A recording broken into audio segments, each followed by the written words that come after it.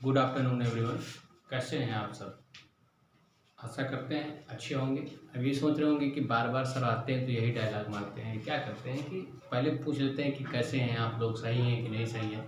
तो ये एक जनरल प्रक्रिया होती है, जनरल प्रोसेस। आम लोगों की बात होती है कि हम लोग जब किसी चीज़ को कन्वर्सेशन स्टार्ट करते हैं तो सबसे पहले यही तो पूछते हैं, कैसे हैं भाई।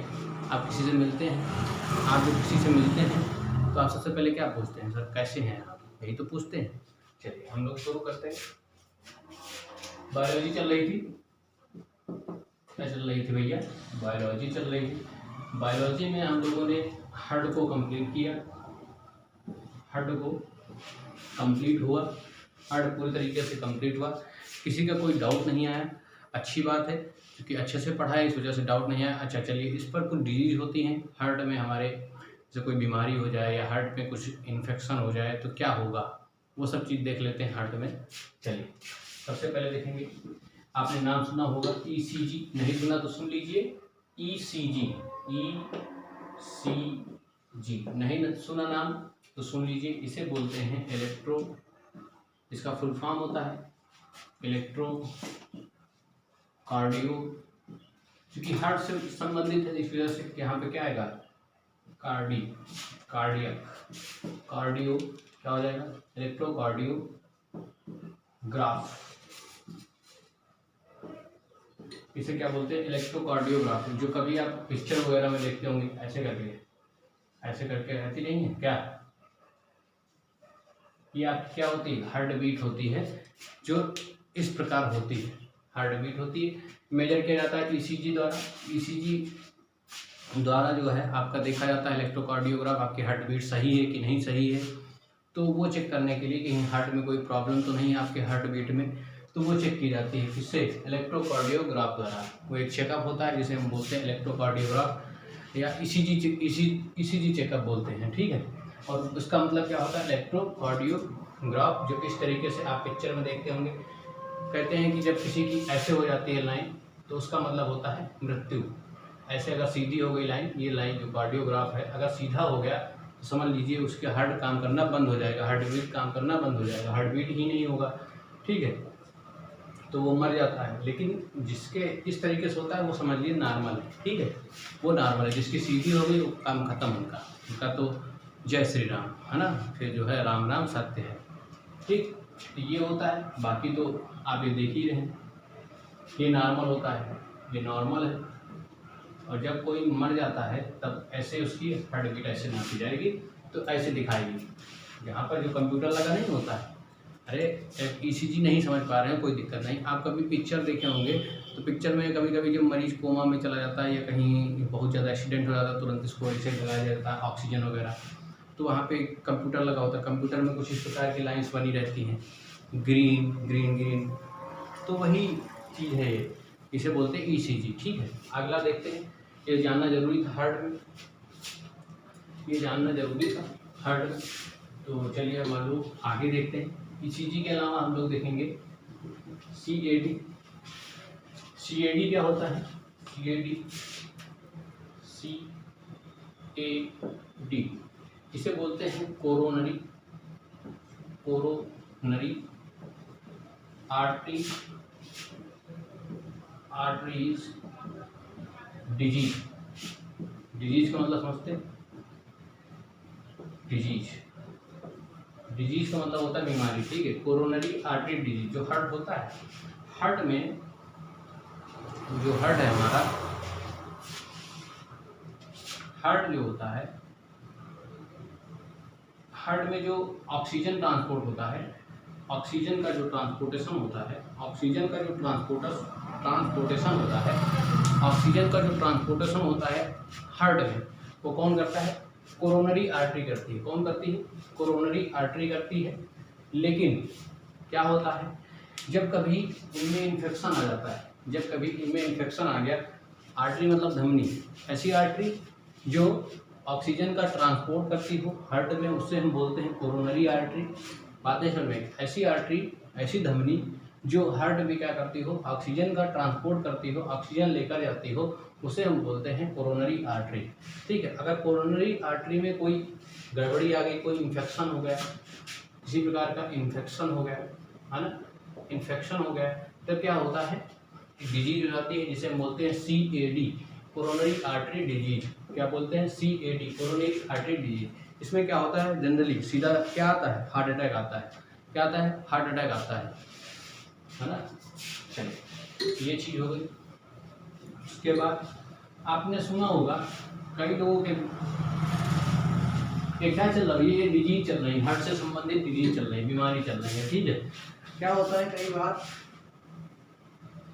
क्या होता है कई बार कि जो है, मैं क्या बताने जा रहा था, हाँ, मैं ये बताने जा रहा था कि क्या होता है, आप कई बार देखे होंगे किसी क्या होता है, दिल में छेद होता है। तो वो दिल में छेद कैसे होता है हम लोग आज समझेंगे कि किसी बच्चे के दिल में छेद होता है, किसी आदमी के दिल में छेद है तो ऑपरेशन कराया जाता है ना। दिल में छेद कैसे होता है वो हम लोग देखेंगे। सब बहुत ज़्यादा फेमस बीमारी है दिल में छेद। ठीक है, इससे हम, ये एक जेनेटिक बीमारी होती है, आनुवंशिक बीमारी होती है। ये कोई बीच में नहीं होती, जैसे आप बड़े हुए, जैसे आप एडल्ट हैं 18 साल के हैं तो पता लगे अचानक हो जाए। जेनेटिक डिजीज का मतलब वो होगा जो आपको जन्म से मिली हो। जन्म से मतलब आपके माता पिता में कहीं ना कहीं रही होगी तभी आपको मिली होगी। जन्म, इसे बोलते हैं आनुवांशिक बीमारी। क्या बोलते हैं? आनुवांशिक। आनुवांशिक का मतलब क्या होता है कि आपके माता पिता के हो और आपके माता पिता को हो, उसे हम बोलते हैं आनुवांशिक। ये क्या होता है, पीढ़ी दर पीढ़ी, एक पीढ़ी में हो तो दूसरी पीढ़ी में होगा, दूसरी पीढ़ी में हो तो तीसरी पीढ़ी में होगा, ये कभी ख़त्म नहीं होती है। ठीक है, बाई चांस कभी कभार ऐसा होता है कि किसी को हो और उसके बच्चे को ना होते तो वो बहुत बड़ी लक की बात होती है, लेकिन ऐसा होता नहीं है। शायद 1% ऐसी चीज़ें होती हैं जो आनुवंशिक बीमारी नहीं जाती हैं। बाकी तो आनुवंशिक बीमारी, अगर आपके माता पिता के कुछ आनुवंशिक बीमारी हैं तो वो आपके ज़रूर आएंगी। जैसे एक इसका नाम होता है फोसियाला, क्या नाम होता है इसका नाम होता है, इसे हम बोलते हैं फोसा ओराइलिस। क्या बोलते हैं? फोसा ओराइलिस। क्या बोलते हैं? फोसा ओराइलिस बोलते हैं। फोसा ओराइलिस बोलते हैं, इसे क्या बोलते हैं? फोसा ओराइलिस बोलते हैं ना। ठीक, जी हाँ, बिल्कुल सही, फोसा ओराइलिस बोलते हैं। इसका मतलब होता है दिल में छेद। इसका क्या मतलब होता है? दिल में छेद, दिल में छेद होना, दिल में छेद होना। ये कैसे होता है ये हम लोग अभी देखेंगे। दिल में छेद कैसे होता है इसको हम लोग देखेंगे। ये आपका हार्ट है, मैंने बताया था, ये एक रफली फिगर है, आपका हार्ट है। ये आपकी सेप्टम है, 4 चेम्बर में डिवाइड करती है। ये है आपका राइट, ये आपका लेफ्ट, ये राइट, ये लेफ्ट, ये वेंट्रिकल, ये कौन सा? वेंट्रिकल, ये आरिकल और ये आरिकल, यानी आलिंद आलिंद, निलय निलय। चलिए, यहाँ क्या होता है, जब आप जन्म नहीं लेते हैं, आप जब अपने माँ के गर्भावस्था में रहते हैं, एम्ब्रियोनिक स्टेज में रहते हैं, तब क्या होता है, यहाँ पे 3 वॉल बनते हैं। 1 वॉल, 2 वॉल, 3 वॉल। यहाँ पे 3 वॉल्व होते हैं। यहाँ पे कितने वॉल्व होते हैं? 3 वॉल्व होते हैं। और इन वॉल्व में जब आप मतलब एम्ब्रियोनिक स्टेज में रहते हैं, गर्भावस्था में रहते हैं, तब यहाँ पर आप अपनी माँ के वॉल्व में रहते हैं। यहाँ पे 3 वॉल्व बनते हैं। वो 3 वॉल्व यहाँ से यहाँ तक ट्रांसपोर्ट के लिए होता है। ठीक है, ब्लड ट्रांसफ्यूजन के लिए होता है, एक स्थान से दूसरे स्थान तक ब्लड जाता है। ठीक है, तो क्या होता है यहाँ पर, कभी कभी जब डिलीवरी हो जाती है बच्चे की, जब डिलीवरी हो जाती है उससे पहले ये यहाँ पे वॉल्व भर जाते हैं। क्या हो जाते हैं? भर जाते हैं। लेकिन कभी कभी क्या होता है कि उस बच्चे में किसी कारणवश नहीं भर पाते, ये वॉल्व नहीं भर पाते हैं, तो क्या हो जाता है, उसके दिल में छेद हो जाते हैं। तो ऐसे ही दिल में छेद हो जाते हैं, इसे हम लोग कहते हैं फोसा ओराइलिस। अच्छा, इसका इलाज क्या है? इलाज, ट्रीटमेंट, इसका जो ट्रीटमेंट होता है वो एक ही चीज़ से हो सकता है कि यहाँ पर क्या किया जाता है, ऑपरेशन किया जाता है। ऑपरेशन करके यहाँ पे प्लेटिनम की वो कर दी जाती है, प्लेटिनम लगा दिया जाता है। यहाँ क्या लगा दिया जाता है? प्लेटिनम लगा दिया जाता है।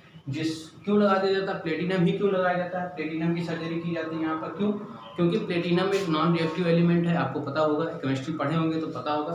प्लेटिनम एक लेस रिएक्टिव एलिमेंट है, इस वजह से यहाँ पे प्लेटिनम की सर्जरी की जाती है और ज़्यादा सर्जरी सक्सेसफुल नहीं होती है। मैक्सिमम सर्जरी क्या होती है, अनसक्सेसफुल होती हैं और मनुष्य की डेथ हो जाती है। ठीक है, तो ये आपकी कौन सी बीमारी हो गई, फोसा ओरालिस हो गई। ठीक है, अच्छा कितनी बीमारी हो गई, 3 बीमारी मैंने बता दी। अच्छा, चौथी बीमारी देख लेते हैं। चौथी बीमारी का नाम है कार्डियक अरेस्ट। नाम सुना होगा, कार्डियक अरेस्ट। कई लोगों को कार्डियक अरेस्ट आया, कई लोगों को कार्डियक अरेस्ट आया। जैसे आप खन्ना साहब को ले लें, कौन से खन्ना, राजेश खन्ना। और राजेश खन्ना एक एक्टर लेडीज़ थी, उनका नाम लेना उचित नहीं समझूंगा मैं, और उनको भी हुआ था। और क्योंकि लेडीज़ को कैमरे के सामने कुछ कहना या अपने अंदर से कुछ कहना ये उचित नहीं है किसी भी मनुष्य के लिए, चाहे वो लेडीज़ अच्छी हो या बुरी हो, इससे मतलब नहीं होता है, लेकिन आप उसको कुछ नहीं कर सकते। ठीक है, ये आप अपने अंदर रखिएगा ज़रूर, कभी किसी भी लेडीज़ को कुछ नहीं कहना। चलिए हम लोग देखते हैं कार्डियक अरेस्ट जो होता है। कार्डियक अरेस्ट में क्या होता है, जो लोग ज़्यादा शराब पीते हैं, एल्कोहल ज़्यादा लेते हैं, उनको क्या होता है, इसमें क्या होते हैं, टॉक्सिक एलिमेंट होते हैं। टॉक्सिक यानी जहरीले एलिमेंट होते हैं। टॉक्सिक एलिमेंट में क्या होता है, टॉक्सिक एलिमेंट प्लस एसिटेल्डिहाइड होता है। एसिटेल्डिहाइड कहते हैं, एसिटेल्डिहाइड एसिटेल्डिहाइड होता है। आप ऐसे लिख लीजिए, एसिटेल्डिहाइड होता है, इसमें एसिटेल्डिहाइड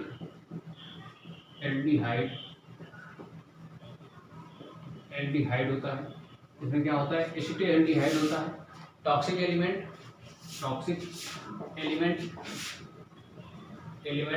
प्लस एसिटेल्डिहाइड होता है किसमें, एल्कोहल में, शराब में, जिसकी वजह से क्या करते हैं, हार्ट में इन्फेक्शन कर देते हैं और अचानक से क्या आ जाता है, कार्डियक अरेस्ट आ जाता है, जिसमें तुरंत ही डेथ होती है। कोई चांस नहीं होते बचने के कोई चांस नहीं होते कार्डियक अरेस्ट में बचने के कोई चांस नहीं होते। जो लोग शराब पीते हैं, ज़्यादा से ज़्यादा जो लीकर लेते हैं, एल्कोहल लेते हैं, उसमें क्या, एल्कोहल जो लेते हैं तो धीरे धीरे जमा होने लगता है, तो क्या हो जाता है, कार्डियक अरेस्ट आ जाता है और ऐसे में आदमी बचता नहीं है। ठीक है, राजेश खन्ना साहब भी बहुत शराब पीते थे, उनको भी कार्डियक अरेस्ट आया था। और एक लेडीज़ भी थी, उनको भी कार्डियक अरेस्ट आया था। नाम लेना उचित नहीं समझूंगा, एक्टर हैं बहरहाल, वो समझ जाइएगा। रिसेंटली उनकी डेथ हुई है 2018 या 19 में। हाँ, चलिए आगे देखते हैं। कार्डियक अरेस्ट हो गई, ये आपकी 4 डिजीज मैंने बता दी। डिजीज ऑफ हार्ट कंप्लीट हुआ। अब जो है सर्कुलेटरी सिस्टम में हमने बताया था कि यहाँ पर ब्लड भी है। क्या है, ब्लड। अब हम लोग पढ़ेंगे ब्लड। क्या पढ़ेंगे, ब्लड पढ़ेंगे, खून। अभी तक हम लोगों ने क्या पढ़ लिया, हार्ट पढ़ लिया। क्या पढ़ लिया, हार्ट पढ़ लिया। क्या पढ़ लिया, हार्ट पढ़ लिया। लेकिन अब क्या पढ़ेंगे, खून पढ़ेंगे। क्या पढ़ेंगे, ब्लड, खून पढ़ेंगे। चलिए आगे बढ़ते हैं। ब्लड क्या होता है भैया, ब्लड क्या होता है, सर्कुलेटरी ऑर्गन। कैसा ऑर्गन है, circulatory organ. Blood is a circulatory organ. कैसा ऑर्गन है, सर्कुलेटरी ऑर्गन है भैया। कैसा ऑर्गन है भैया, सर्कुलेटरी ऑर्गन। एक मिनट इंक डालने हम जरा, इंक डालने हैं, 1 मिनट रुकिएगा। ब्लड एक क्या, कैसा ऑर्गन है, सर्कुलेटरी ऑर्गन है। अच्छा, ब्लड के बारे में पढ़ने को क्या कहते हैं, ब्लड के बारे में अध्ययन करने को हम लोग कहते हैं हीमेटोलॉजी। क्या बोलते हैं, हीमेटोलॉजी। क्या बोलते हैं, हीमेटोलॉजी। जरा दोहराइएगा, हम क्या कहते हैं, हीमेटोलॉजी कहते हैं।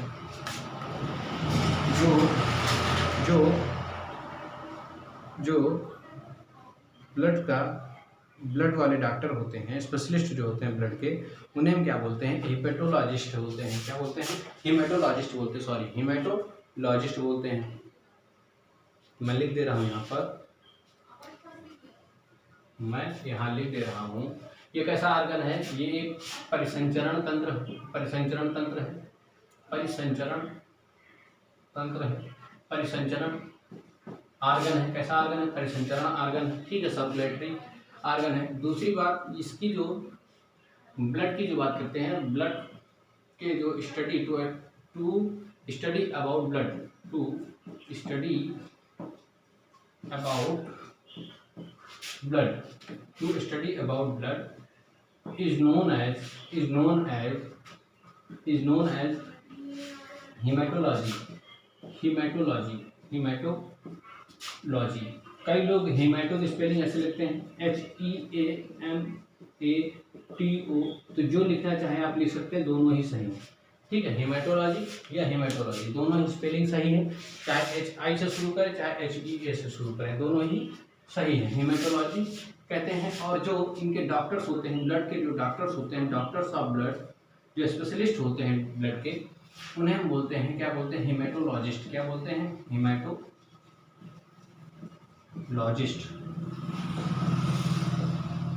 हेमाटोलॉजिस्ट। मैंने बताया था लॉजी का मतलब क्या होता है। लॉजी का मतलब क्या होता है? अध्ययन करना। क्या होता है? अध्ययन करना। तो ये हेमाटो मतलब होता है ब्लड। अभी आगे बताएंगे हीमो का मतलब होता है ब्लड, ठीक है। तो इसके बारे में अध्ययन करना क्या कहलाता है? ब्लड के बारे में अध्ययन करना हेमाटोलॉजी कहलाता है। और ब्लड के जो स्पेशलिस्ट डॉक्टर होते हैं उन्हें हम बोलते हैं हेमाटोलॉजिस्ट। क्या बोलते हैं? हेमाटोलॉजिस्ट बोलते हैं। चलिए आगे देखते हैं, ये हो गया। अच्छा, एक पॉइंट और देख लीजिए, ये बहुत ही गहन अध्ययन चल रहा है, ये बहुत ही गहन अध्ययन चल रहा है, तो डेप्थ नॉलेज चल रही है, ठीक है। सर्कुलेटरी आर्गन, परिसंचरण तंत्र हो गया। अच्छा, blood is connective tissue, connective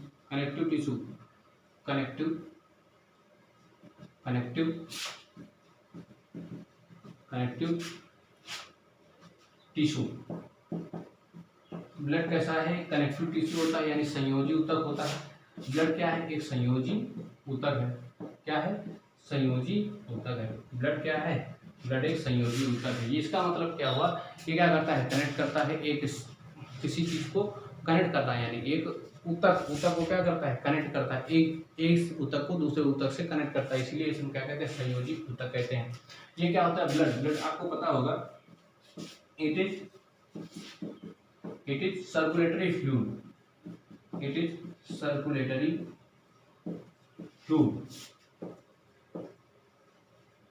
यानी यह एक परसेंचुरी तरल पदार्थ होता है। तरल होता है कि नहीं होता है? It is fluid also. चलिए, कनेक्टिव टिश्यू बता दिया, सर्कुलेटरी फ्लूइड बता दिया। अच्छा, आगे देखते हैं, सर्कुलेटरी आर्गन बता दिया। अच्छा, इसका उत्पत्ति कहाँ से हुई? ब्लड जो है, ब्लड की उत्पत्ति कहाँ से हुई भैया? ब्लड कहाँ से ओरिजिन हुआ? तो blood is mesodermal in origin, mesodermal in origin. इसका जो ओरिजिन जो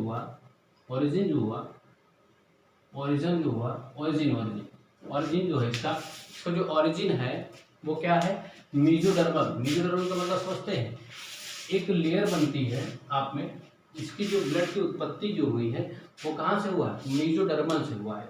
इसका मतलब होता है, ओरिजिन का मतलब होता है उत्पत्ति कहाँ से हुई? मेसोडर्मल से हुई। अब ये मेसोडर्मल क्या होता है सर? इसको देखते हैं, इसको समझते हैं। जब आप एम्ब्रियोनिक कंडीशन में होते हैं, कहाँ होते हैं? एम्ब्रियोनिक कंडीशन में होते हैं।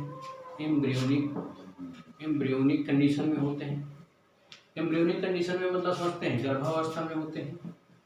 गर्भावस्था मतलब समझते ही होंगे, ठीक है। जब आप गर्भावस्था में होते हैं तो आपके बॉडी में 3 लेयर फाउंड होती हैं, 1 2 3। एक लेयर ये हो गई, एक लेयर ये हो गई, एक लेयर ये हो गई। तो ये जो बीच वाली लेयर होती है इसे हम बोलते हैं मेसोडर्मल। इसे हम बोलते हैं एंडोडर्म, और इसे हम बोलते हैं एक्टोडर्म।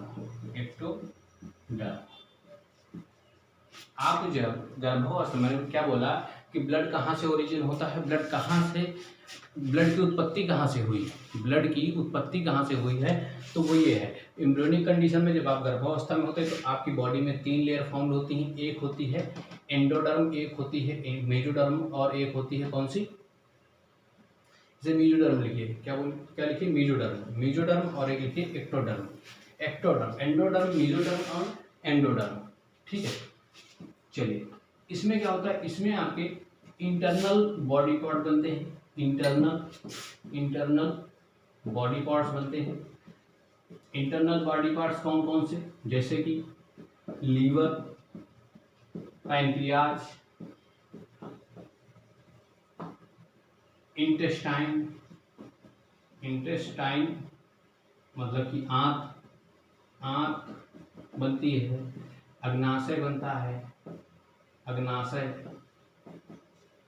लीवर का मतलब समझते हैं यकृत, किडनी, मतलब जितने भी इंटरनल आर्गन हैं उनका निर्माण कहाँ से हुआ है, उनका निर्माण इंडोडर्म लेयर द्वारा हुआ है। 3 लेयर पाई जाती है, कितनी लेयर है, एक लेयर इंडोडर्म, एक लेयर मेसोडर्म, एक लेयर एक्टोडर्म। ठीक है, तो ये 3 ही ऐसी लेयर है जो आपके पूरे बॉडी का निर्माण किया है।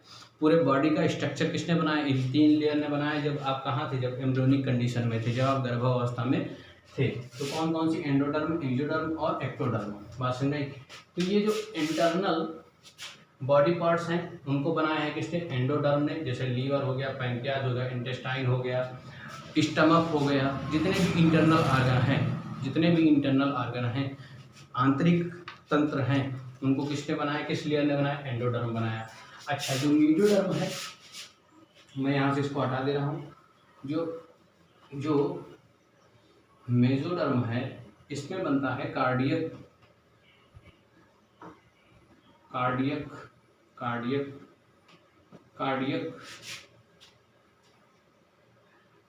मसल्स, इसमें बनती है कार्डियक मसल्स, कामा ब्लड।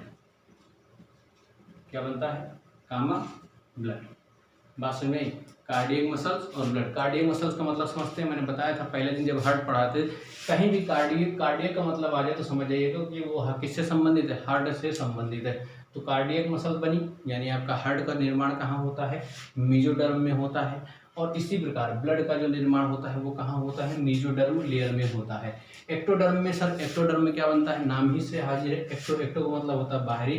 तो बाहरी लेयर जो होगी, तो बाहर यानी जितना भी आपका स्किन वाला पोर्शन है वो किसने बनवाया है, एक्टोडर्म लेयर ने बनवाया है। ठीक है, तो यहाँ पे और लिख सकते हैं आप, लिखना है तो थायराइड लिख सकते हैं, और आप पूरा मतलब जितने भी इंटरनल आर्गन हैं, हार्ट और ब्लड को छोड़कर बाकी जितने भी इंटरनल आर्गन हैं उनको किसने बनाया है, एंडोडर्म लेयर ने बनाया है। मेसोडर्म लेयर ने क्या बनाया है, ब्लड बनाया है, मसल्स बनाया है। कौन सी मसल्स, कार्डियक मसल्स। ठीक है, एक्टोडर्म लेयर ने क्या बनाया, स्किन। क्या बनाया, स्किन।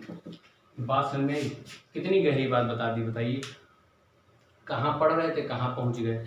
ठीक है, तो गहरी चीज़ें हम लोग रखेंगे, नहीं समझ में आए एक बार फिर से देखिए, जरूर समझ में आएगा। चलिए आगे बढ़ते हैं इसी के साथ। तो बता दिया है मैंने, आगे देखते हैं। Blood is mesoderm origin.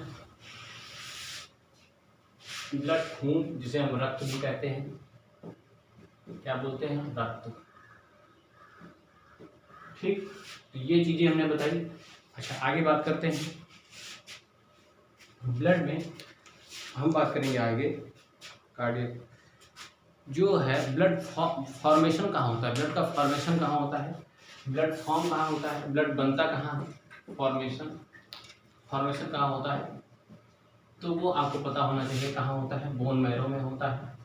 कहाँ होता है, बोन मैरो में होता है। ये बोन मैरो क्या होती है सर, ब्लड का जो फॉर्मेशन होता है वो कहाँ होता है, बोन मैरो में होता है। ये बोन मैरो क्या होता है, बोन मैरो वो चीज़ें होती हैं, आप जानते होंगे, कोई मान लीजिए कोई हड्डी है, ये कोई हड्डी है, तो बोन का मतलब समझते हैं हड्डी, तो इसे बोलते हैं अस्थि मज्जा। क्या बोलते हैं, अस्थि मज्जा। इसे क्या बोलते हैं, अस्थि मज्जा बोलते हैं हिंदी में। अस्थि मज्जा में बोन का फॉर्मेशन, जो निर्माण होता है बोन का, सॉरी, जो ब्लड का निर्माण होता है वो कहाँ होता है? बोन मैरो में होता है। बोन मैरो ये कोई हड्डी है, मान कोई भी हड्डी हो, कोई भी हड्डी हो, ये हड्डी के अंदर कुछ खाली सा पड़ा रहता है। इसी के अंदर क्या क्या बनता है? इसी के अंदर बनता है आपका ब्लड। इसी के अंदर क्या बनता है? ब्लड बनता है। ये अगर कोई बोन, ये कोई बोन है तो इसके अंदर बोन मैरो होता है। बोन मैरो के अंदर क्या होता है? ब्लड बनता है। बात समझ में आई? ठीक। तो हमारा जो ब्लड का फॉर्मेशन होता है वो कहाँ होता है? बोन मैरो में होता है। ब्लड की बात करें तो ब्लड का जो कलर होता है वो आपको पता ही होगा। जो कलर होता है ब्लड का, वो आपको पता होगा कैसा होता है? रेड होता है, यानी लाल होता है। क्यों होता है? किसी गुलाबी का नहीं होता, किसी पीला तो नहीं होता, नहीं ना, सबका लाल होता है। तो ब्लड का जो कलर होता है वो लाल होता है। क्यों होता है लाल? वो भी बात करते हैं। क्योंकि ब्लड में क्या पाया जाता है? पिगमेंट पाया जाता है। कैसा पिगमेंट? हीमोग्लोबिन। क्या पाया जाता है? हीमोग्लोबिन।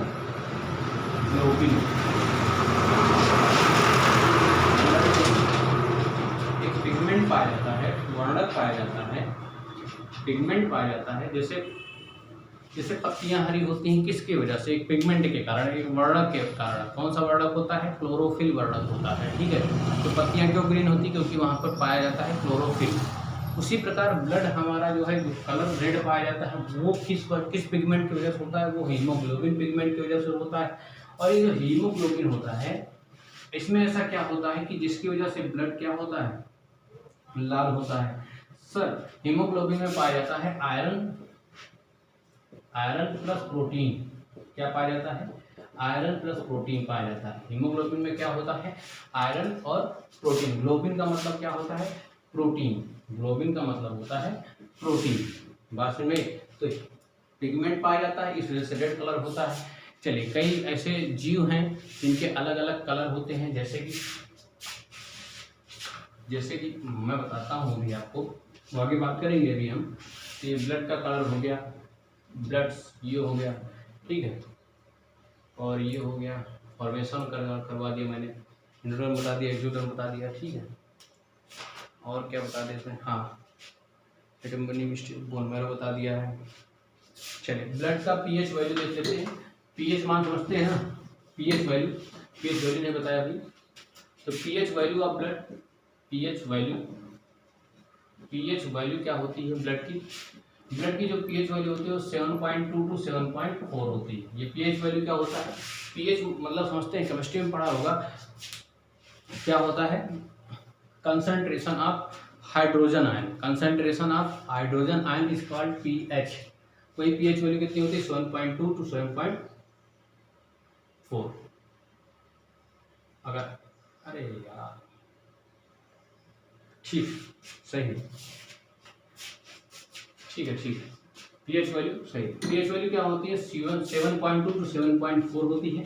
इसमें आपको यही याद रखना है, अगर दोनों ऑप्शन में आ जाए 7.2 और 7.4 तो आप कौन सा ऑप्शन लगाएंगे? 7.4। कभी कभी ऐसा होता है कि दोनों ऑप्शन आ जाते हैं,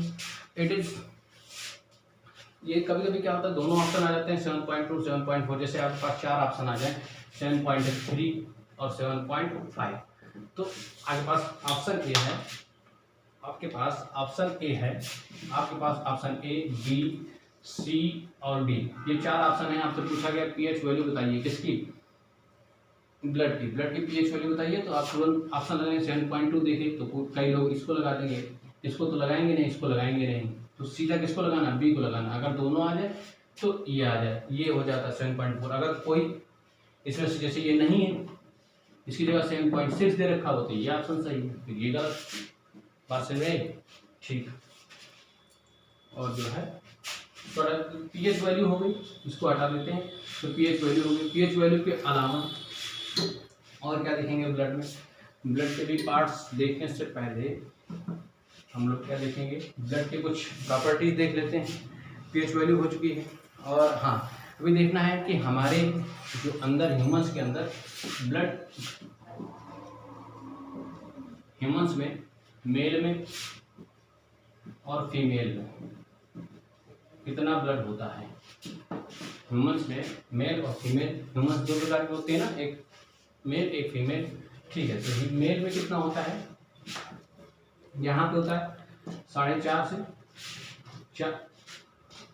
5.5 के बीच, 5.5, और यहाँ से होता है 5.5 से 6.5 के बीच, 5.5 से 6.5 के बीच। कभी कभी ये डाटा ऐसे भी लिखा रहता है 4 से 5 और 5 से 6 लीटर,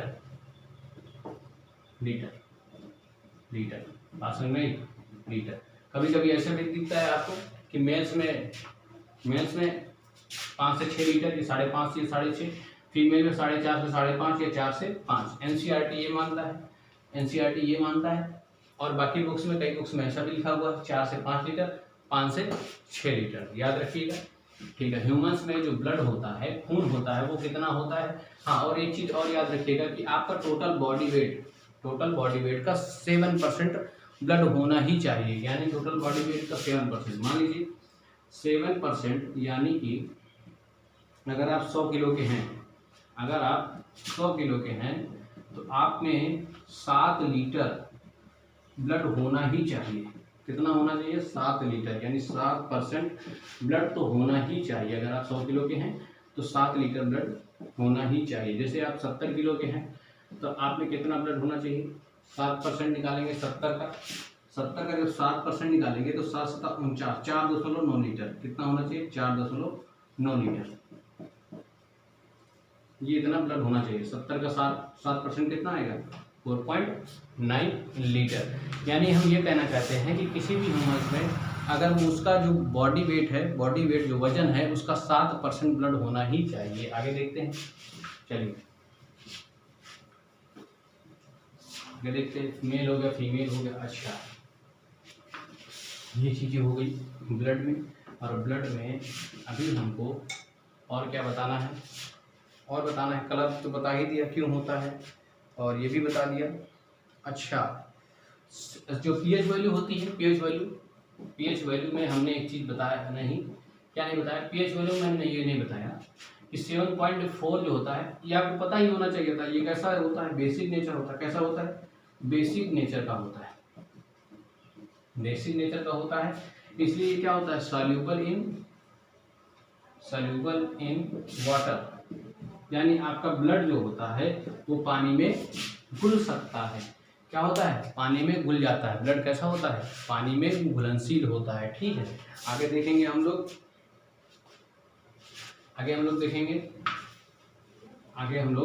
देखेंगे जरा। अगला जो पॉइंट है वो यह पॉइंट है कि जो है काकरोच में ब्लड जो होता है वो कैसा होता है, काकरोच में। और ऑक्टोपस और काकरोच दोनों में ब्लड जो होता है वो किस रंग का होता है, ये पूछा जाता है क्वेश्चन।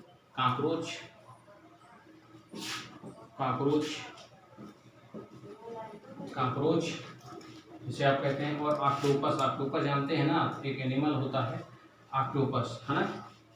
ऑक्टोपस और काकरोच में कैसा ब्लड होता है, काकरोच का जो ब्लड होता है ये नीले कलर का होता है। कैसा होता है, ब्लू कलर का होता है। कैसा होता है, नीला यानी ब्लू कलर का होता है। इसका जो ब्लड होता है वो ब्लू कलर का होता है। इसका जो ब्लड होता है व्हाइट कलर का होता है। काकरोच का ब्लड का कलर होता है कैसा, ब्लू। इसके कलर कैसा होता है, ऑक्टोपस के ब्लड का कलर कैसा होता है, व्हाइट होता है। ऐसा क्यों होता है, यहाँ पर भी एक पिगमेंट पाया जाता है और यहाँ भी एक पिगमेंट पाया जाता है। कहीं भी अगर कलर की बात आएगी तो वहाँ कहीं ना कहीं पिगमेंट जरूर होगा, चाहे जैसा हो। यहाँ भी एक पिगमेंट पाया जाता है, इसे हम बोलते हैं हीमो, क्योंकि ब्लड से रिलेटेड है तो हीमो हो जाएगा, हीमोलिम्फ। इसे क्या बोलते हैं, हीमोलिम्फ बोलते हैं। और इसे बोलते हैं हीमोसाइनिन। यहाँ पर एक पिगमेंट होता है हीमोसाइनिन पिगमेंट होता है। यहाँ पे होता है हीमोलिम्फ। लिम्फ का मतलब होता है सफेद, हीमो का मतलब ब्लड। ऐसा ब्लड जो कैसा हो, सफेद हो। ऐसा ब्लड, साइनिन का मतलब होता है ब्लू। कहीं भी आप साइनिन का मतलब समझेंगे तो उसका मतलब क्या होता है, ब्लू। ऐसा ब्लड जो कैसा हो, ऐसा ब्लड जो नीला हो, उसे हम बोलते हैं हीमोसाइनिन, ठीक है। तो हीमोसाइनिन पिगमेंट यहाँ पर होता है, हीमोलिम्फ पिगमेंट यहाँ पर होता है। बहुत गहरी बात थी ये, ठीक है। आगे देखते हैं। मैंने ये कहा कि बताइए ऑक्टोपस के जो जीव होता है उसके खून का रंग कैसा होता है, उसके खून का रंग कैसा होता है। तो आप कहेंगे ऑक्टोपस के खून का रंग कैसा होता है, वो होता है वाइट। कैसा होता है? वाइट होता है। क्यों? क्योंकि उसमें क्या पाया जाता है, उसमें एक पिगमेंट पाया जाता है जिसे हम कहते हैं हीमोलिम्फ, है ना। काकरोच का कैसा होता है? ब्लू होता है, क्योंकि उसमें कौन सा पिगमेंट पाया जाता है? हीमोसाइनिन पाया जाता है, ठीक है। आगे बात करते हैं। खून में ये सारी चीज़ें हो गई, और क्या चीज़ें बची हुई हैं? और कुछ बचा नहीं इसमें, मात्र एक चीज़ बची हुई है, वो है हीमोग्लोबिन। क्या बचा हुआ है? हीमोग्लोबिन। ब्लड की जो प्रॉपर्टीज थी वो खत्म हो चुकी है, मात्र एक चीज़ बची है, हीमोग्लोबिन। और ये जो ब्लड में हीमोग्लोबिन पाया जाता है वो कितना पाया जाता है? हीमोग्लोबिन मेल में कितना होता है और फीमेल में कितना होता है, यही देखना है हम लोग को।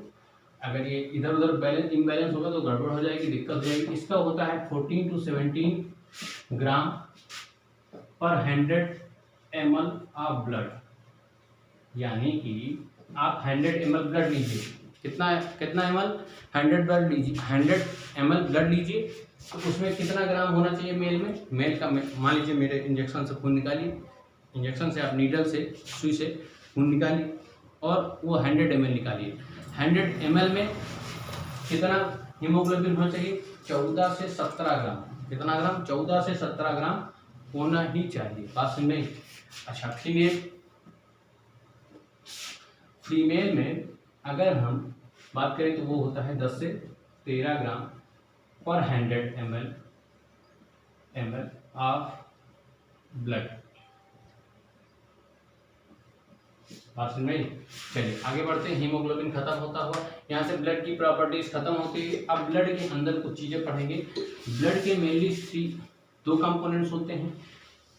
ब्लड जो हमारा है 2 पार्ट्स में डिवाइड होता है। कितने पार्ट्स में डिवाइड होता है? 2 पार्ट्स में। कौन कौन से होते हैं वो? एक होता है आपका प्लाज्मा, एक होता है आपका ब्लड कार्पस्कल्स, ब्लड सेल्स या कार्पस्कल्स भी बोलते हैं। ब्लड सेल्स यानी कि प्लाज्मा को हम लोग प्लाज्मा ही बोलते हैं। ब्लड सेल्स को हम लोग बोलते हैं रक्त कोशिकाएं। सेल्स मतलब कोशिकाएं। ये जो होता है ये आपका 55% होता है, 55% होता है, और ये कितना होता है? 45% होता है। भाई कोई भी चीज़ अपने आप में कितना होती है? 100% होती है। उसमें से 55% निकल गया, 100 में से 55 निकल गया, 100 में से 55 निकल गया, कितना बचा? 45 बचा। तो वही लिखा हुआ 45%, ठीक है। ये क्या होता है? ये आपका लिक्विड पार्ट होता है। ये क्या होता है? आपका लिक्विड पार्ट होता है। ये ब्लड के पार्ट हैं। ब्लड 2 भाग में डिवाइड होता है। कैसा? एक प्लाज्मा होता है और ब्लड सेल्स होती हैं। तो लिक्विड पार्ट कौन सी चीज होती है? प्लाज्मा होती है। और ये कैसा होता है? ये सॉलिड पार्ट होता है। सॉलिड पार्ट होता है। जो लोग पहली बार पढ़ रहे होंगे उनको बिल्कुल समझ में नहीं आ रहा होगा, लेकिन ये सत्य है, यही इसकी रचना है। तो इसको पढ़िए। ये कहीं ना कहीं इंटर लेवल का है, ये हाई स्कूल लेवल का बिल्कुल नहीं है, ये इंटर लेवल का। हाई स्कूल में जो था मैंने पढ़ा दिया, ये एक प्रकार से उसी हाई स्कूल के बाद के आगे वाली चीज़ जो इंटर में है वो चीज़ें हम बता रहे हैं। ये सब चीज़ें कहाँ मिलेंगी आपको? इंटर में मिलेंगी। या फिर किसी भी कंपटीशन की आप तैयारी कर रहे हैं, तो वो सारी चीज़ें अगर उसमें बायोलॉजी आती है और कोई भी ऐसा कंपटीशन नहीं जहाँ पर साइंस ना आती हो, तो उसके लिए बहुत बेहद इम्पॉर्टेंट है, बहुत ही ज़्यादा इम्पॉर्टेंट है। इससे ज़्यादा कुछ इम्पॉर्टेंट हो ही नहीं सकता। सर्कुलेटरी सिस्टम में बहुत क्वेश्चन आते हैं। किसी भी कंपटीशन की आप तैयारी कर रहे हैं तो आपको जरूर वहाँ पर देखने को मिलेगा। बात समझ में आई? चलिए हम लोग देखते हैं। ब्लड सेल्स हो गई और लिक्विड पार्ट में ये देख लिया। अच्छा हाँ, तो ये बता रहा था मैं कि ब्लड जो होता है 2 पार्ट्स में होता है, एक प्लाज्मा, एक ब्लड सेल्स। 55% 45% ये लिक्विड पार्ट होता है, वो सॉलिड पार्ट होता है। आज लगभग हमको लगता है 2-3 घंटे का लेक्चर चला जाएगा शायद। तो क्या करें, कोई एक चीज़ पढ़ा दें, शायद एरिथ्रोसाइट, RBC पढ़ा दें। आरबीसी पढ़ा दें, डब्ल्यूबीसी प्लेटलेट्स, तो ठीक है एक ही चीज़ पढ़ा देते हैं, आरबीसी पढ़ा देंगे बस। चलिए आरबीसी सोच रहे होंगे ये क्या होता है, चलिए कोई बात नहीं। प्लाज्मा, प्लाज्मा 55% लिक्विड पार्ट होता है और ये सॉलिड पार्ट होता है। तो सबसे पहले हम लोग प्लाज्मा देखेंगे, क्या देखेंगे, प्लाज्मा देखेंगे या ब्लड सेल्स देखेंगे। ब्लड सेल्स भी कितनी प्रकार की होती हैं, ब्लड सेल्स सर 3 प्रकार की होती हैं। कितनी प्रकार की होती हैं, 3 प्रकार की होती हैं। एक होती है आरबीसी, नाम सुना होगा आपने, एक होती है डब्ल्यूबीसी, एक होती है आपकी आरबीसी हो गई, एक डब्ल्यूबीसी हो गई, और एक आपकी हो गई आपका प्लेटलेट्स। प्लेटलेट्स प्लेटलेट्स होती हैं। जब आरबीसी जिसे हम कहते हैं श्वेत रक्त, लाल रक्त की कणिकाएं, डब्ल्यूबीसी हम श्वेत रक्त कणिकाएं कहते हैं, और प्लेटलेट्स को हम कहते हैं बिंबाणु। क्या बोलते हैं, बिंबाणु। ठीक है, आरबीसी जिसे हम रेड ब्लड का सेल्स बोलते हैं, डब्ल्यूबीसी को हम व्हाइट ब्लड सेल्स बोलते हैं, और इन्हें बोलते हैं प्लेटलेट्स। प्लेटलेट्स जब आप देखते होंगे डेंगू हो जाता है किसी को तो प्लेटलेट्स बहुत कम हो जाती हैं, है ना। तो और किसी को बुखार हो जाता है तो बहुत ही प्लेटलेट्स कम हो जाती है, जैसे मलेरिया वाला बुखार हो जाए, डेंगू बुखार हो जाए तो प्लेटलेट्स कम हो जाती है। वही प्लेटलेट्स हैं ये जो आपके ब्लड में होती हैं। चलिए आरबीसीज क्या होती हैं, डब्ल्यूबीसीज क्या होती हैं और प्लेटलेट्स क्या होती हैं, इनके बारे में चर्चा जरूर करेंगे। लेकिन उससे पहले हम लोग प्लाज्मा के बारे में अध्ययन करेंगे। किसके बारे में अध्ययन करेंगे, प्लाज्मा। देखते हैं प्लाज्मा क्या होता है। तो प्लाज्मा में हम लोग देखते हैं जो हमारा कैसा पार्ट होता है, लिक्विड पार्ट होता है। प्लाज्मा में क्या क्या चीज़ें होती हैं वो सारी चीज़ें हम लोग देखेंगे। प्लाज्मा हम हेडिंग डाल लीजिए, ब्लड के अंदर ही है ये सब चीज़ें। ये सब चीज़ें कहाँ हैं, ब्लड के अंदर ही हैं। ठीक है, आप कैसा अध्ययन कर रहे हैं, आप हिमेटोलॉजी पढ़ रहे हैं। क्या पढ़ रहे हैं, हिमेटोलॉजी। ब्लड के बारे में अध्ययन करना क्या कहलाता है, हिमेटोलॉजी कहलाता है। तो यहाँ पर हम डालेंगे प्लाज्मा। क्या डालेंगे, प्लाज्मा।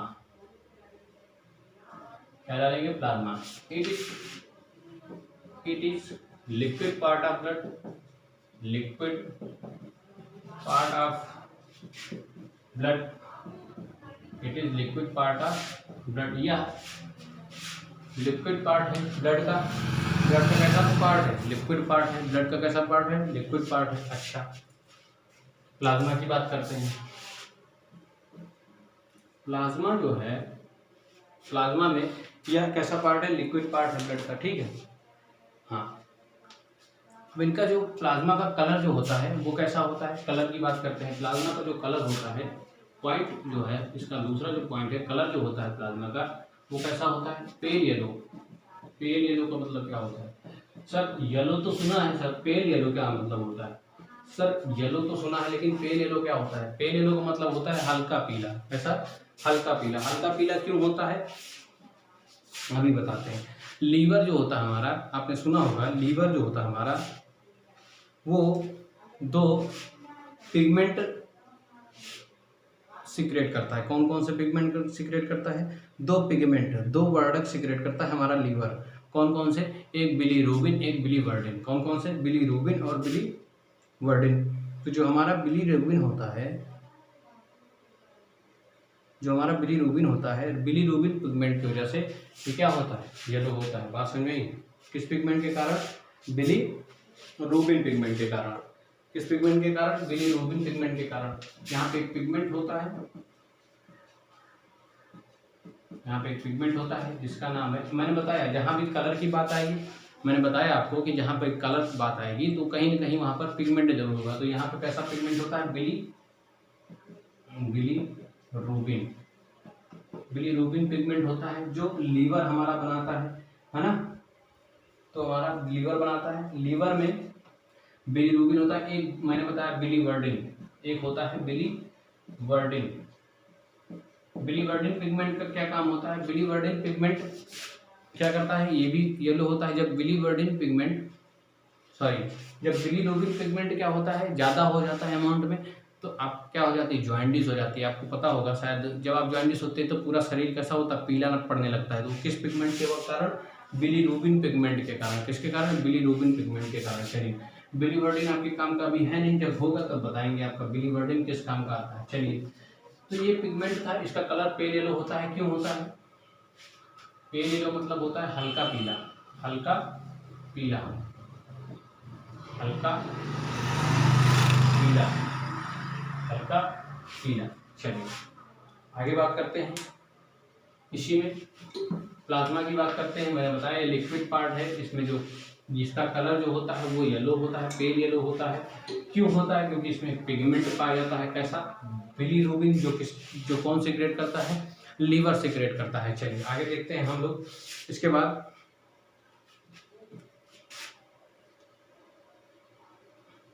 अब प्लाज्मा के अंदर होता क्या क्या है? प्लाज्मा के अंदर कंपोनेंट्स ऑफ प्लाज्मा, अगली हेडिंग डालिए, components of plasma. Components of plasma, plasma के कंपोनेंट्स, कंपोनेंट्स ऑफ प्लाज्मा। जो प्लाज्मा के कंपोनेंट्स होते हैं वो कौन कौन से होते हैं? चलिए वो देख लेते हैं। कंपोनेंट्स ऑफ प्लाज्मा, प्लाज्मा के अंदर क्या होता है?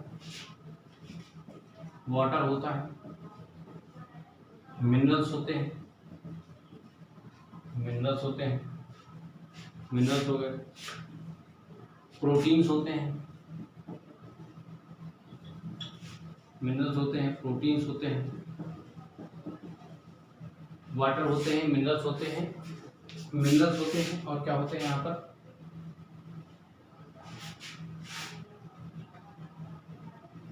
ये आपके कंपोनेंट्स हैं। मेनली 3 चीजें पाई जाती हैं, वाटर, मिनरल्स और proteins.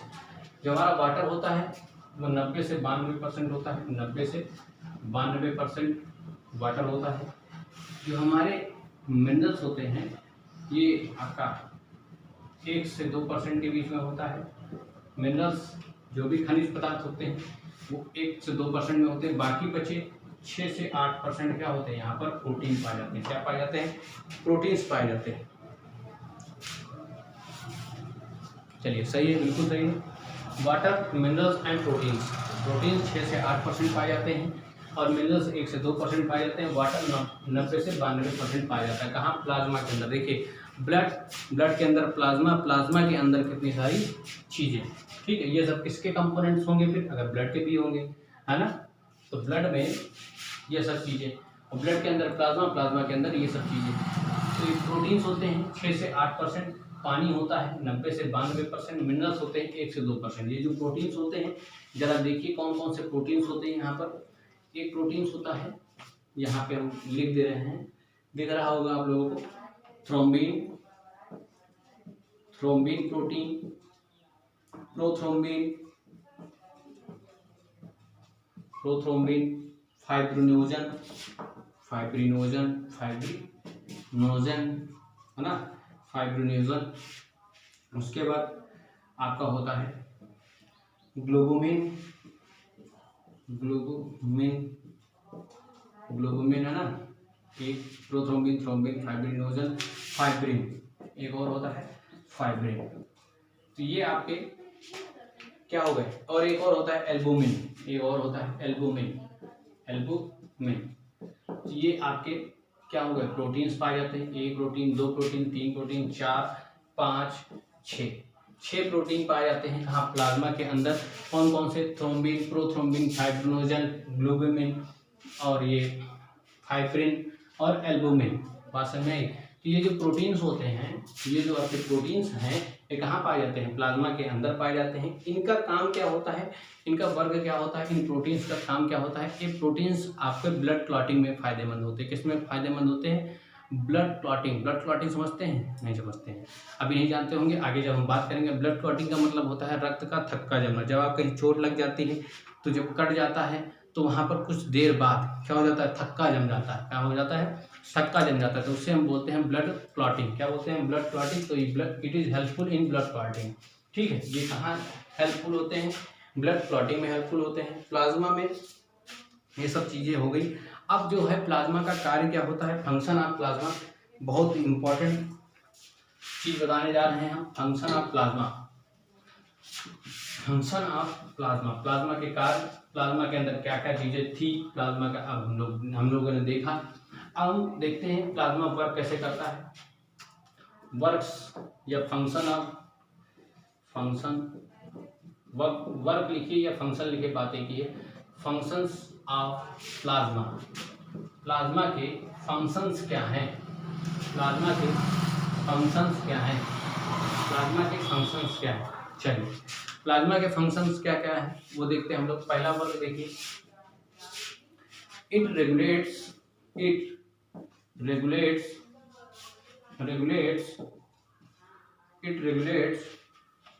The pH of blood. जो ब्लड का pH होता है 7.4, अभी बताया था ना, ब्लड का जो 7.4 pH होता है वो कौन रेगुलेट करता है, वो कौन स्थिर रखता है भाई। 7.4 से 7.5 हो जाए, 8 हो जाए, 10 हो जाए, 12 हो जाए, कम भी हो जाए, लेकिन उसको इधर उधर ना होने के लिए कौन उपस्थित है, प्लाज्मा है। प्लाज्मा क्या करेगा, उसको एक कांस्टेंट बनाए रखेगा। बात समझ में आई? जरा हम एक बार इंक डाल लेते हैं, इंक डालेंगे तो फिर से दिखेगा आप लोगों को। हो सकता है विजिबल ना हो रहा हो, यहाँ पे कोई बैठा तो है नहीं, बता दे सर दिख रहा है कि नहीं दिख रहा है। आप लोग घर पर बैठे हैं ना, तो कैसे बताएंगे दिख रहा है नहीं दिख रहा है प्रेजेंट टाइम में, बाकी तो बाद में बताइए तो सर दिख नहीं रहा। चलिए इंक जो है डालने से आपको दिखेगा, फिर डाल लेते हैं एक बार। हाँ, तो ये सारी चीज़ें हम बता रहे हैं। हम क्या बता रहे थे, ये हम ये कह रहे थे कि प्लाज्मा जो है क्या काम करता है, प्लाज्मा वर्क करता है। देखिए कैसे वर्क करता है प्लाज्मा, क्या करता है प्लाज्मा जो है it regulates the pH of blood. जो pH मान होता है ब्लड का, उसको क्या करता है, रेगुलेट करने का काम करता है, मतलब संभालने का काम करता है ना, इधर से उधर ना होने पाए, तो ये काम करता है। दूसरी बात ये क्या करता है, दूसरी बात ये करता है आपका जो आपका बॉडी टेम्परेचर होता है, जो आपका ह्यूमन बॉडी टेम्परेचर 37 डिग्री होता है ना, 37 डिग्री सेंटीग्रेड होता है, तो उसको रेगुलेट करने का काम कौन करता है, प्लाज्मा करता है। कौन करता है, प्लाज्मा करता है। तो आप लिखेंगे इट रेगुलेट्स, इट बैलेंस, लिखिए इट बैलेंस द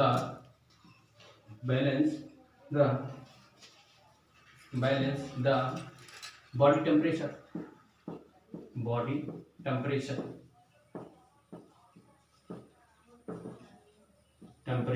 है ना, TEMPERATURE, यहाँ पे लिख दीजिएगा TURE, ठीक है। तो दो, तीसरा नंबर पे ये क्या काम करता है भैया, pH ऑफ ब्लड को।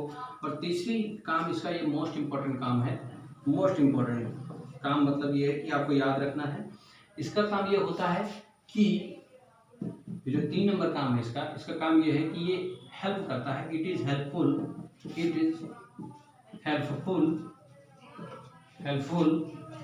इन ब्लड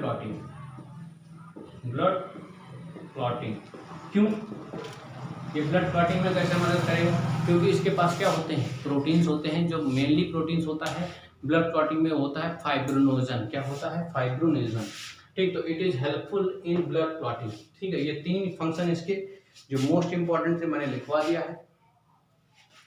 और हाँ, एक चीज और बता देते हैं जो बहुत इंपॉर्टेंट है, ये क्या करता है, ग्लूकोज को ट्रांसफर करता है। ग्लूकोज जो होता है आपका, ग्लूकोज इट ट्रांसफर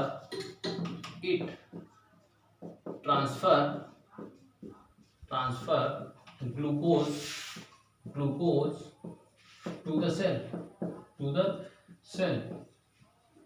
ये मोस्ट इंपॉर्टेंट काम है। चौथा नंबर जो इसका काम है, ये क्या काम है इसका, it transfer glucose to the cell. ये जो ट्रांसफर करता है, क्या ट्रांसफर करता है, ग्लूकोज को ट्रांसफर करता है। कहाँ से ट्रांसफर करता है, सेल को ग्लूकोज की क्यों आवश्यकता होती है, क्योंकि सेल के पास ग्लूकोज होगा तो वहाँ पर ऑक्सीजन आएगा। ऑक्सीजन क्या करेगा, ग्लूकोज का ब्रेकडाउन करेगा। जब ग्लूकोज का ब्रेकडाउन ऑक्सीजन करता है तब जाके मनुष्य को एनर्जी मिलती है। तब वहाँ पे क्या मिलती है, आपको ये रिएक्शन पता है कि नहीं पता है, मैंने पहले ये बता देते हैं कि 4 इस पे जो कंपोनेंट्स है, जो 4 फंक्शन है, it regulates the pH of blood, it balance the body temperature, it is helpful in blood clotting and it transfer glucose to the cell. इसको जरा ध्यान से समझते हैं, इसकी इंपॉर्टेंट फैक्ट है और इसको जरा ढंग से समझते हैं। क्या होता है ग्लूकोज का फार्मूला सबको पता ही होगा, क्या पता होगा, C6H12O6, यही तो होता है, C6H12O6 प्लस यहाँ पे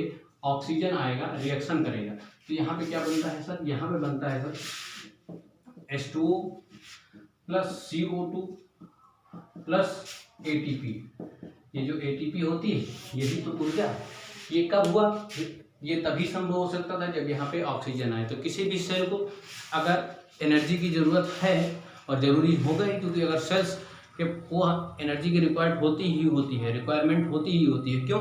क्योंकि अगर एनर्जी नहीं होगी सेल तो काम कैसे करेंगे, अगर आपके पास एनर्जी नहीं होगी तो आप काम कैसे करेंगे, हमारी सेल्स कैसे काम करेंगी, तो उनके लिए एनर्जी होना बहुत ज़रूरी होता है। तो ग्लूकोज का ब्रेकडाउन होगा तभी एनर्जी मिलेगी एटीपी के रूप में। एटीपी के रूप में मिलती है एडिनोसाइन ट्राइफॉस्फेट, इसे बोलते हैं एडिनोसाइन ट्राइफॉस्फेट बोलते हैं, जो स्टोर होता है, कहाँ स्टोर होता है, माइटोकॉन्ड्रिया में। माइटोकॉन्ड्रिया को क्या कहते हैं, माइटोकॉन्ड्रिया को क्या कहते हैं भैया, माइटोकॉन्ड्रिया को कहते हैं एनर्जी हाउस या currency of energy, energy currency भी बोला जाता है, ठीक है, energy house, power house of the cell, या फिर उसे हम एनर्जी करेंसी भी बोलते हैं, दोनों चीज़ें बोलते हैं। तो H2O CO2 और ATP हो गया, C6H12O6 जब ब्रेकडाउन होगा ऑक्सीजन के साथ तभी एनर्जी मिलेगी। ये जितने भी ह्यूमंस होते हैं उनमें प्राय ये रिएक्शन होती ही रहती है, होती ही रहती है, होती ही रहती है। जितनी भी सेल्स हैं उनके अंदर ये रिएक्शन होती है। जब ऑक्सीजन लेते हैं तो क्या होता है, ब्रेकडाउन होता है ग्लूकोज का, और जो ग्लूकोज का ब्रेकडाउन होता है तो हमको क्या मिलती है, एनर्जी मिलती है। क्या मिलती है, एनर्जी मिलती है। तो वही लिखा हुआ है, it transfer glucose to the cell. ये जो ग्लूकोज होता है, अगर ग्लूकोज नहीं होगा, अगर ये ग्लूकोज नहीं होगा तो ऑक्सीजन का, तो ग्लूकोज नहीं होगा तो ऑक्सीजन इसके साथ जुड़ेगा कैसे, तो एनर्जी कैसे मिलेगी। तो जो ग्लूकोज होता है उसको कौन ट्रांसफर करता है, उसको ट्रांसफर करता है प्लाज्मा, जो कि बहुत इंपॉर्टेंट होता है किसी भी सेल के लिए। अगर ये ग्लूकोज नहीं होगा तो ऑक्सीजन भरी रखे है, कोई मतलब नहीं, ऑक्सीजन उसको चाहे जितना दे दो तो कोई मतलब होगा नहीं होगा। तो जब ग्लूकोज भी इंपॉर्टेंट है, ऑक्सीजन भी इंपॉर्टेंट है, दोनों साथ मिलकर क्या बनाते हैं, एनर्जी बनाते हैं। बात समझ में आई। तो सर H2O कहाँ चला जाता है, H2O चला जाता है पानी एब्जॉर्ब हो जाता है या बाहर निकल जाता है। सर कार्बन डाइऑक्साइड तो आप छोड़ते ही छोड़ते हैं, आप कार्बन डाइऑक्साइड को बाहर निकालते हैं या निकालते हैं। तो वही चीज़, तो क्या स्टोर होता है, ATP स्टोर होता है माइटोकॉन्ड्रिया में, सेल्स में। बात समझ में आई। ये बहुत मोस्ट इंपॉर्टेंट रिएक्शन जो मैंने बताया। चलिए अब प्लाज्मा के बाद कितने घंटा हो गया है, 1 घंटा हो गया क्या, अगर 1 घंटा हो गया हो तो रहने देते हैं हम, बाकी चीज़ें बाद में कल डिस्कस करेंगे। चलिए धन्यवाद, जय हिंद। अगर समझ में आया हो तो कमेंट करें कि सर मुझे अच्छा लगा, और अगर आपको सेशन अच्छा लगे तभी आप लाइक करिए, अन्यथा लाइक ना करिए, ठीक है। क्योंकि अगर आपको अच्छा लगे तभी लाइक करिए, अन्यथा लाइक करने की कोई ज़रूरत नहीं है। यहाँ पे कोई भीख नहीं मांग रहा है कि लाइक करिए, शेयर करिए, सब्सक्राइब करिए, ऐसा कुछ नहीं है। अगर आपको अच्छा लगे सेशन तभी से करिएगा, और अगर अच्छा लगे और तब नहीं कर रहे हो तो समझ लो तुमसे बड़ा आरामखोर कोई है नहीं भैया, तुमसे बड़ा नक्कारा कोई नहीं है। तो लाइक करो या डिसलाइक करो, कुछ तो करो, रिस्पांस दो। अच्छा नहीं लगा कमेंट करो, सुझाव दो हमें कि सर हमें ऐसे नहीं ऐसे पढ़ाइए, सर हमें ऐसे नहीं ऐसे समझ में आता है, हम सर गधे हैं, सर गधों की तरह समझाइए आप। तो वैसे बताइए ना कि सर हम टैलेंटेड, हमको तेज़ पढ़ाइए सर। तो जैसे मर्जी आया वैसा बताइए कि सर हमें ऐसे पढ़ाइए, सर हमें वैसे पढ़ाइए, सर हम गधे हैं, सर हम गधे की तरह पढ़ेंगे, सर गधे की तरह पढ़ाइए, सर कछुए की चाल भी नहीं चल पाएंगे सर, चींटी की चाल भी नहीं चल पाएंगे सर, उससे भी धीमे चलिए, उससे भी धीमे चलाएंगे सर, हम शेर की चाल चलेंगे सर, हम खरगोश की चाल चलेंगे सर, उससे चाल चलाइए। तो बताइए तो कि क्या ज़रूरत है आपको, क्या आवश्यकता है, बताइए। और कोई भी अगर आपको सुझाव देना हो तो दे सकते हैं, ठीक है। तो धन्यवाद, जय हिंद, गुड बाय।